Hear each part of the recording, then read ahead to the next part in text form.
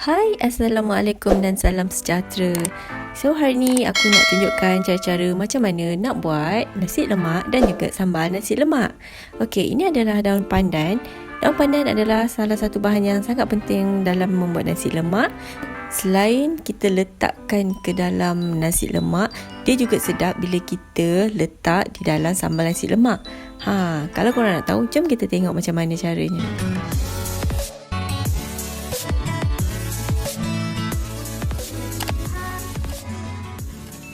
Okey, mula-mula basuh dulu beras sebanyak 3 kali. Kemudian toskan airnya. Okey, macam yang sekarang ni adalah sebanyak 5 cawan beras ya. Yang kat dalam periuk sekarang ni 5 cawan beras. Kemudian masukkan 1 kotak santan pekat. Ataupun kalau kurang nak lebih sedap, masukkan 2 kotak santan. Okey, sebab 1 kotak santan ni dia boleh guna sampai 3 cawan nasi ataupun 3 pot nasi. Kemudian masukkan air masak biasa. Masukkan sehingga paras 1,5 inci ke atas ya, daripada paras beras tu. Ataupun korang boleh guna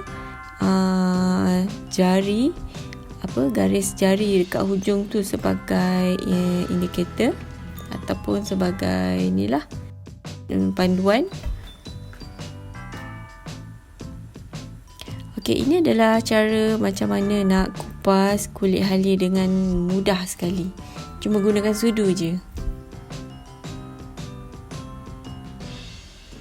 Okey, kemudian masukkan halia yang telah diiris ke dalam periuk. Dan tambahkan sesudu halba jika korang suka. Kemudian masukkan juga 1 sudu kecil garam. 1 sudu kecil ni biasanya boleh guna untuk 2 cawan nasi. So korang darabkan je lah berapa banyak garam yang diperlukan.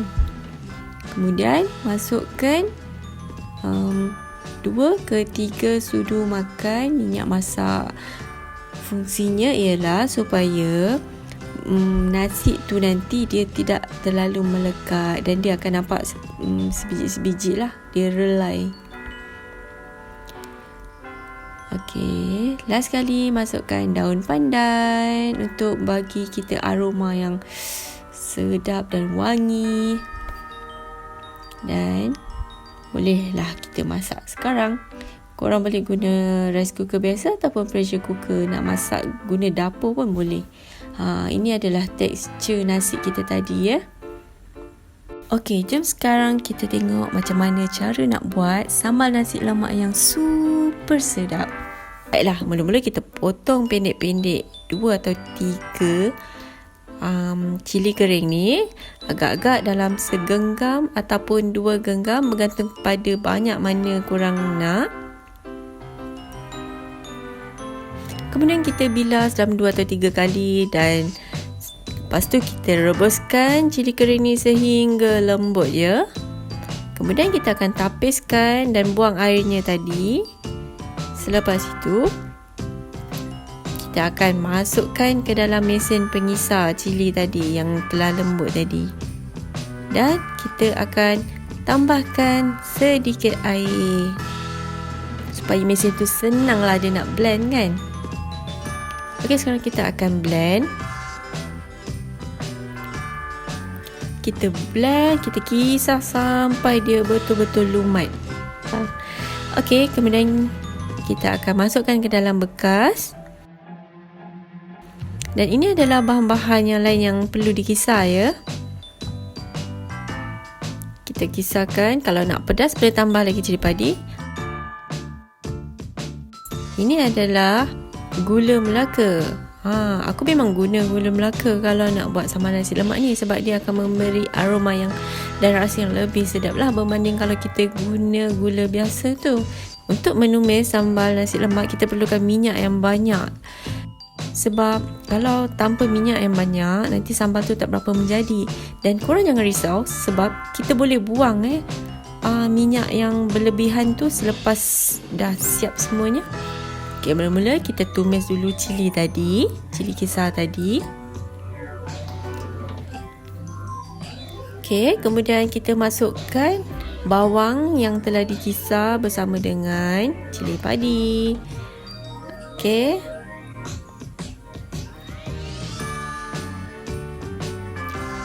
Ini adalah bahan yang penting ataupun secret ingredients.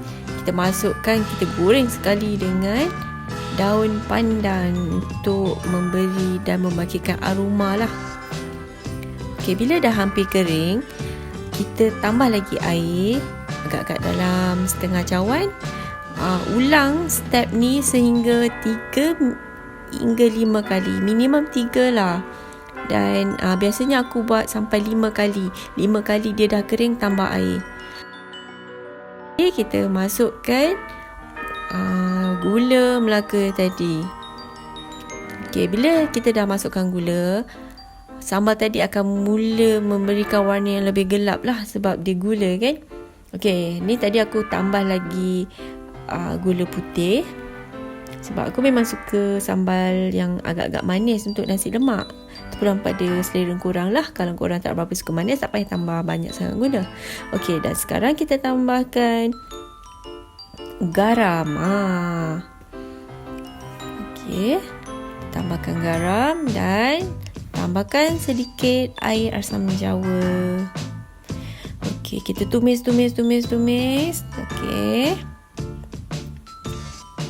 Okey, ini yang last kali lah aku tambah. Ini dah sampai kali kelima lah ni aku tambah air.